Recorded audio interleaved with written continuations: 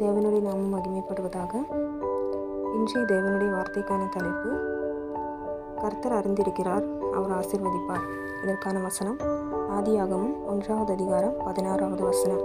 தேவன் பகலை ஆள பெரிய சுடரும் இரவை ஆள சிறிய சுடரும் ஆகிய 2 மகத்தான சுடர்களையும் நட்சத்திரங்களையும் உண்டாக்கினார். நம்முடைய தேவைகளையும் விருப்பங்களையும் பெரிதாயிருக்கும் பொழுதும் சில சமயம் ஆண்டவர் அதை நாம் விரும்பும் விதமாக அதை ஆசீர்வதிப்பதில்லை.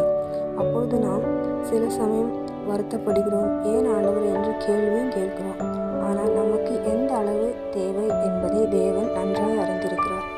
ஆதியாகமம் 1:16 தேவன் பகலை ஆள பெரிய சுடரும் இரவை ஆள சிறிய சுடரும் உண்டாக்கினார். சிந்தித்து பாருங்கள், பகலும் இரவிலும் பெரிய சுடர் இருந்தால் எப்படி இருந்திருக்கும்? இல்லை, 2 நேரம் சிறிய வெளிச்சம் சிருஷ்டித்திருந்தால் எப்படி இருந்திருக்கும்?